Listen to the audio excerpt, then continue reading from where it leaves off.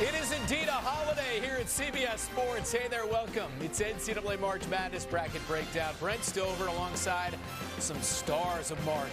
Wally Szczerbiak, Chris Walker, and our big man out of Georgetown, the legendary Roy Hibbert. Joining us shortly to share this 3-hour tour together, Kiana Martin, John Rosti, Gary Parrish, Pete Gillen, and Mackenzie Brooks. Also, Jerry Palm is going to grade himself, plus coaches from all over the country and all over the bracket joining us as well. The entire crew is here, guys.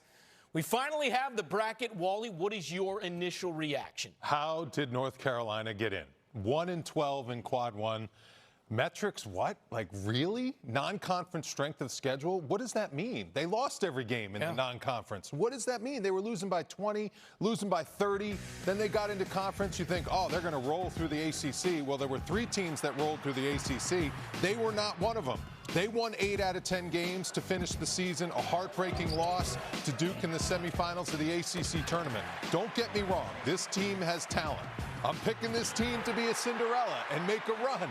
But according to the system that we have in place, how did they get in this field? If I'm teams like West Virginia, Boise State, Indiana, maybe Ohio State, I'm looking at my resume saying I beat some really good teams in quad one, and I was left out, and that team had one win and 12 losses.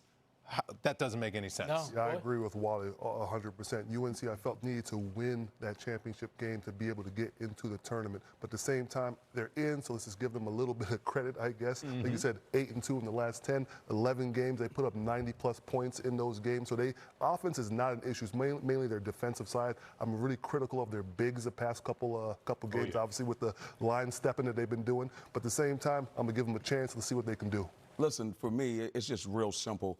I agree with you wholeheartedly. Just because you play good teams, you got to beat them. You should not get credit for losing. That's number one. I don't want to hear the totality of the season. That argument we're going to hear all day. At the end of the day, that is ridiculous. Number two, 14 teams getting in one league. Let's really have a conversation right there. Oh, I love that.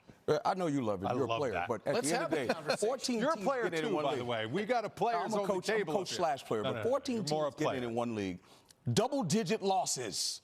I'm like, come on, guys. There's got to be a different way of figuring this out. If you're 6-12 in the league, really, you're a tournament team?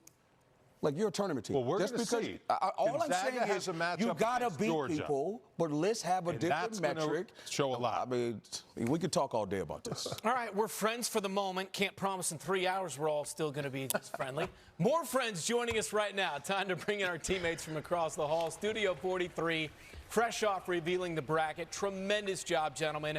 Adam Zucker and the guys, Clark Kellogg, Seth Davis, Jay Wright. Adam, I'm going to dive right in. I'd be interested to know from your guys what made their eyes pop the most over there as it pertains to the bracket.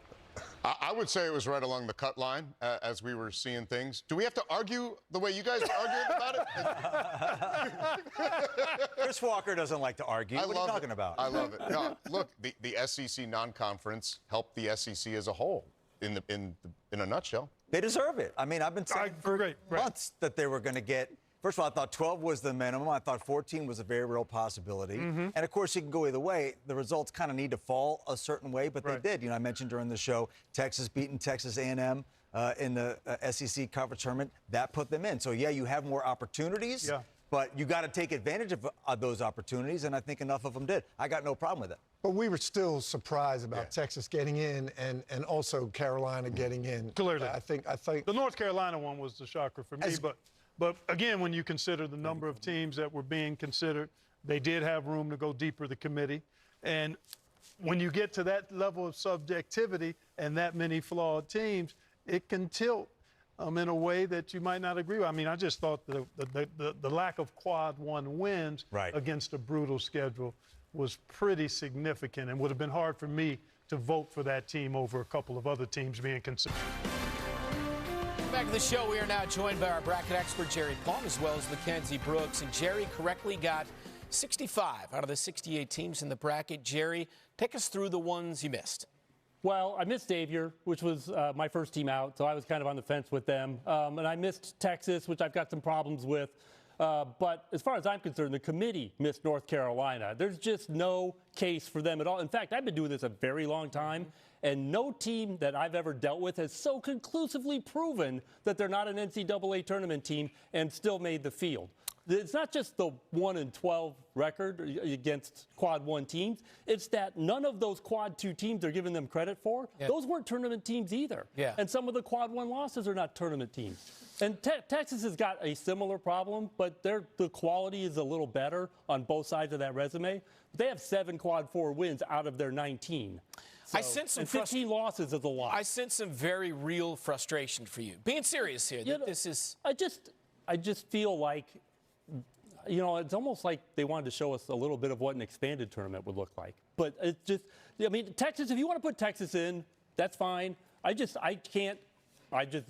never see the case for North Carolina. Yeah. No question about it. All right, Mackenzie, explain to us how it works for you now that we've got all 68 teams. Take us through your process of how you seed the teams. Yeah, so once we start seeding the SportsLine simulation, we're wiping away the resume, right? UNC's here, whether we like it or not, right? So now where do they stand in this field of 68 teams? And we have them as an 8 seed. If they were seeded correctly, that's where we put them. We have them around the 35 rank as well as the net ranking here. This is a team, if we're going to make the case for them here, their 3-point shooting, inconsistent, absolutely. But the ceiling is high, and they do have great 3-point shooting on the road. The SportsLine model loves to see, can you travel well? That's something that's important, and that's something that helps boost this team in the model. Okay.